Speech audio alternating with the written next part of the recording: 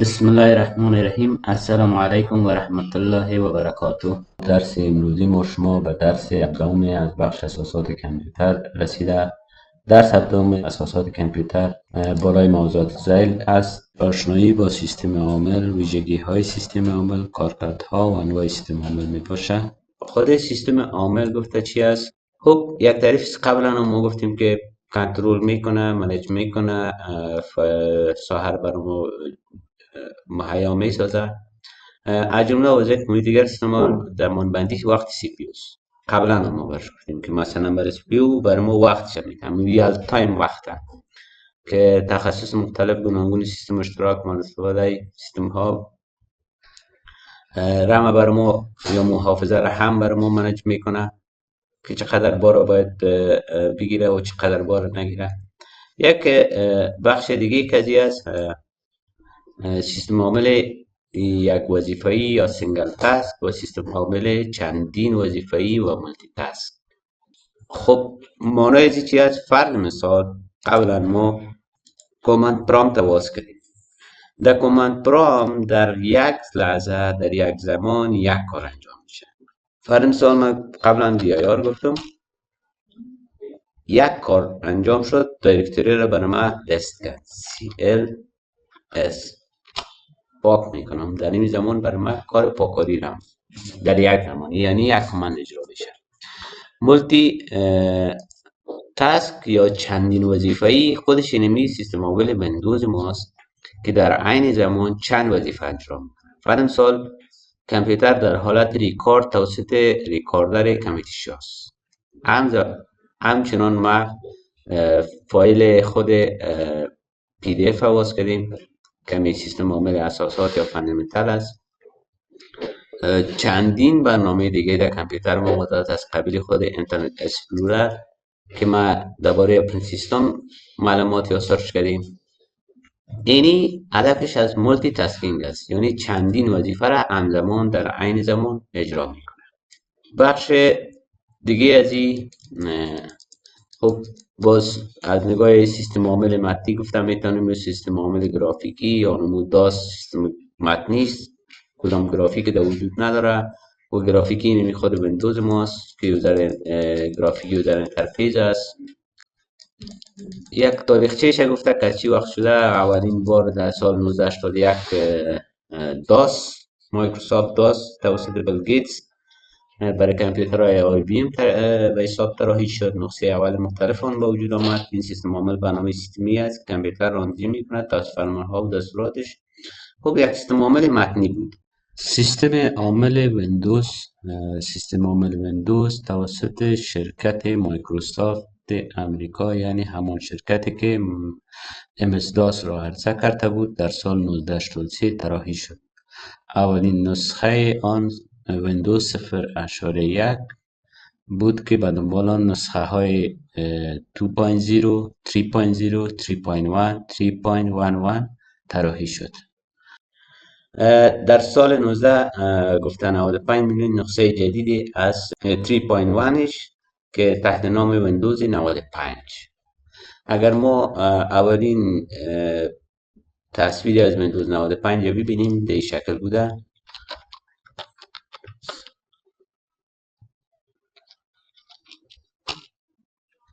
این یک صفحه ویندوز 95 قبلیش چی گفتن؟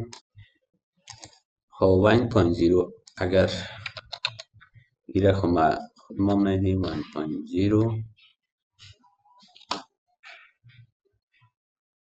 ها اینه ببینین کاملا شکل گرافیکی هست ولی نزدیکتر به مو شکل برنامه های داس بوده یا برنامه کامند لاین اینترفیس وارد بوده که می‌بینیم مایکروسافت ویندوز MS DOS اکسیکیوتد. اولین باید در داس میرفتی و بعد از اینکه میخواستی به ویندوز بری باز اینی کلمه را تایپ میکردی باز اکزیکیوت میشد صفحه ویندوز. اینی ویندوز 1.0 اگر بعدش ببینیم 2.0. خب تقریبا همون چیز بوده، یک کمک پیشرفته ترش ساخته بودن. 3.0 اینی همون صفحه اولش، یا اینی به این شکل. این ویندوز 3.0 بوده و آخری ورژن از 3.11 اعلان. ویندوز فیورورکس 3.11 لوگوش هم تغییر کرد، نو صفحه هم کمی تغییر کرد، کمی پیشرفته تر ساخته بودنش و اولین ورژن کاملا به شکل ویندوزی که به نام ویندوز 95 بود ایره هم دیدیم. خب قابلیت پیشتر به سیستم‌های قبلی میباشید. سیستم چند وظیفه‌ای بود. دمی ویندوز 95 بعد از او برآمد ویندوز 97، ویندوز 98. خب اگر ما بعد از این مثلا ویندوز 95 دیدیم، ویندوز 97 بعد از او برآمد. این 97 بود به این شکل. باز 98 اینی ویندوزی بود که خب تا سالهای 2001 2002 2003 هم کاربرد داشت.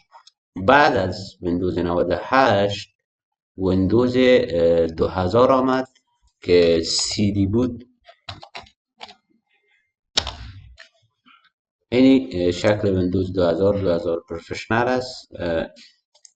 CD آمد، ببینید یعنی CD بود. اگر ما ویندوز 98 تا بگیریم که فلاپی بگیریم، به حساب فلاپی دیسکش بگیریم، به این تعداد بود. بعد از ویندوز 98 گفتم ویندوز 2000 آمد، CD شد، یعنی از طریق CD انستالیشن ویندوز شد. بعد از او ویندوز 2000 و ویندوز XP آمد در سال 2001 و 2002. کاملا شکل ویندوز دیگه تغییر کرد. در ویندوز 95 خب اگر چی که اکثریت چیزا بعدا در ویندوز XP و بعد از ورژن های بالا آمد. در ویندوز 97 98 اگر هر هاردویر را که ما میخواستیم برای کتش کار کنیم باید شناسایی میشد کت کامپیوتر. در ویندوز 95 قابلیتی که بر از این اضافه تر شد شناسایی خودکار سخت افزارهای جدید.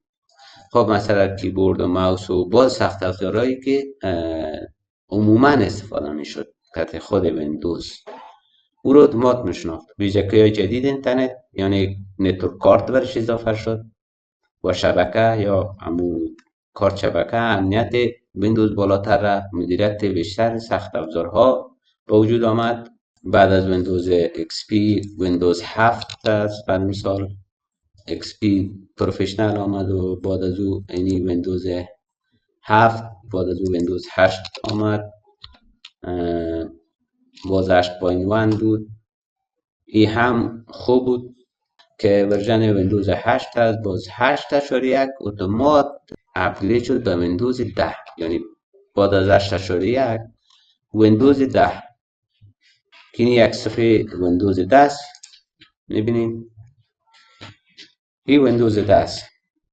بعد از ویندوز 10 ویندوز که فعلا خب ویندوز ما قبلا هم گفتیم که ویندوز های دیگه در اکثر جاها قابل استفاده است فعلا در سپورت، مثلا نه ویندوز 8 یا ویندوز 7 و یک راستی قبل از اینکه ما ویندوز 11 سرگرم کنیم یک ویندوز دیگه که به نام ویندوز ویستا آمد.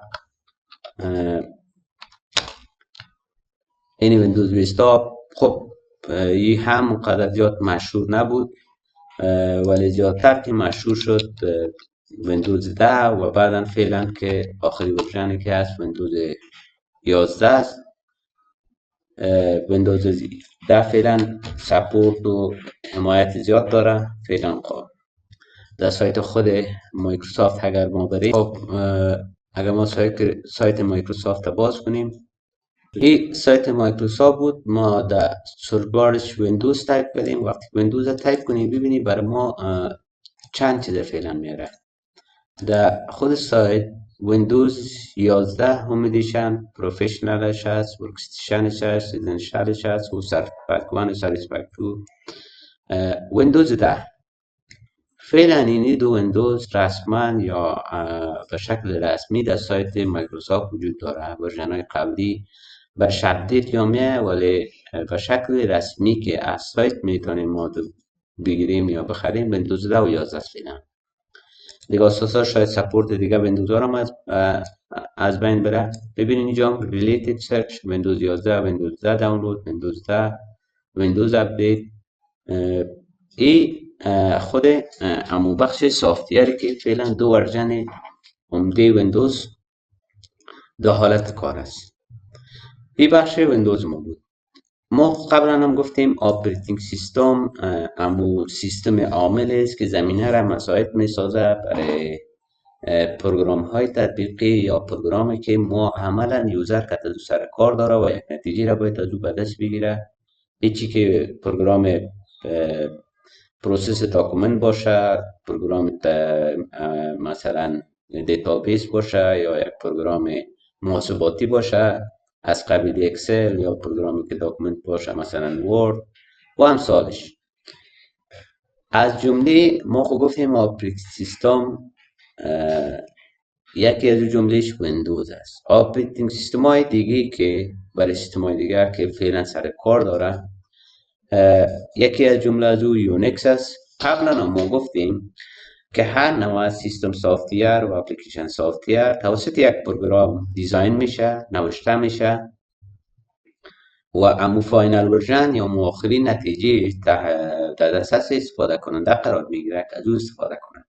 خود پروگرام یونیکس هم گفته که اولین دفعه در پروگرام اسمبلی و بعد از او در پروگرام نویسی سی. اگر ما بریم میره ببینیم سی پروگرام یعنی چی.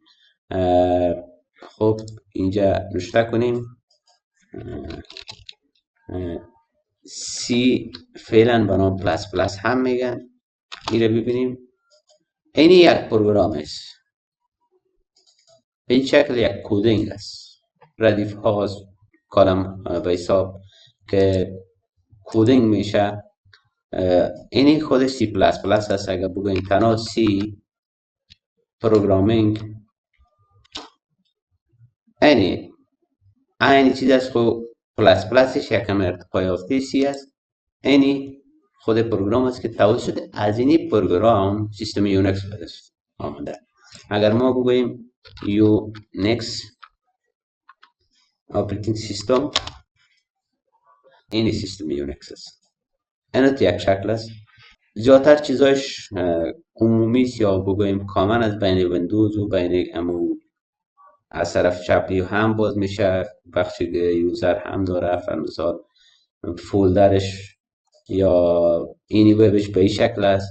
خب باید کنار فرق میکنه ولی کارکردش تقریبا خب فعلا به شکل عموم که استفاده میشه در جهان از سیستم ویندوز استفاده میشه. یونیکس و لینکس دو آپریتینگ سیستم است که اهمیت بالاتر داره ولی استفاده کنندش فعلا کم است، ولی در کجاها زیاد استفاده میشه؟ در پانتون‌های معتبر، در جاهای متحققی.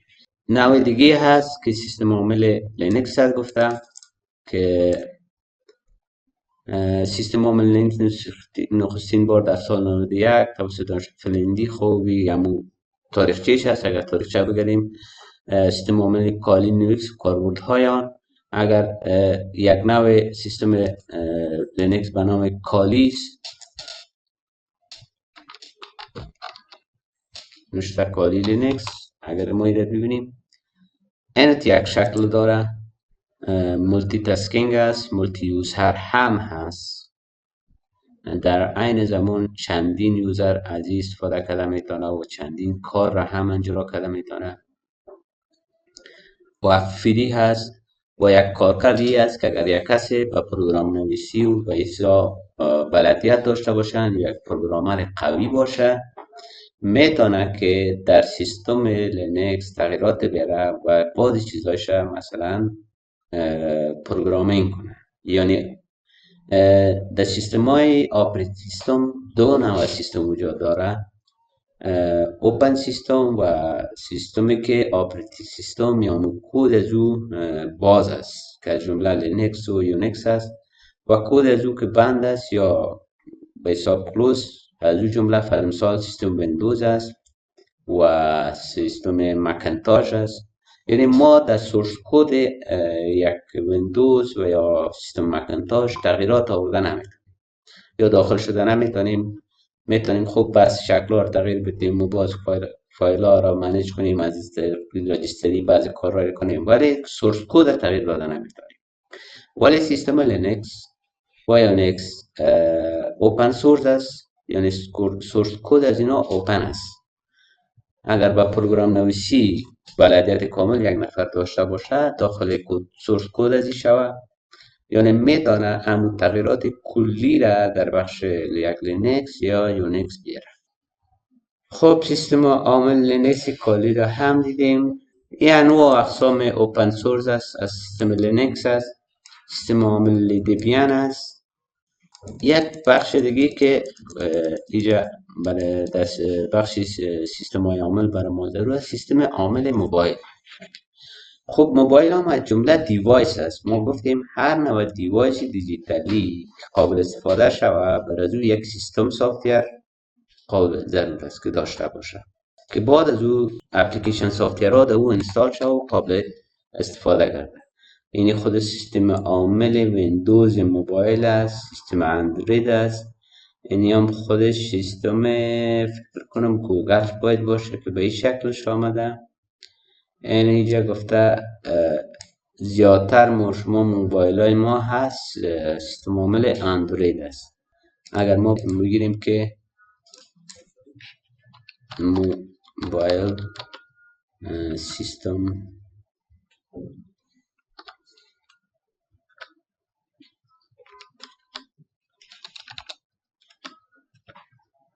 سافتور بگیریم ببینیم تقریبا 4 نوع برای ما گفته. iOS است، یعنی میبره تلفن های آیفون و آیپد و یاس. اندروید کارکرد بسیار زیاد داره. ویندوز که موبایل های نوکیا داره فرامثال، و بلک بری. خود بلک بری یک کمپانی مخصوص موبایل است و آپریتینگ سیستم خودش برش میسازه. از نگاه امنیتی بالاست، قیمتشان بالاست. خب در بعض کشورها حتی بعض اپلیکیشن ها برای فری هست.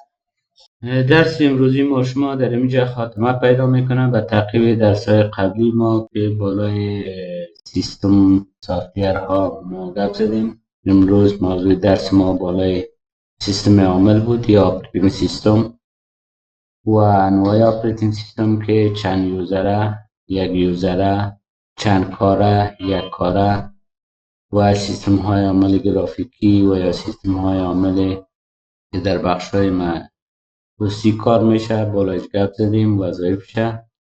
در درس های آینده انشاءالله بالای بخش های بعدی گپ خواهد زدیم. وقت خوش.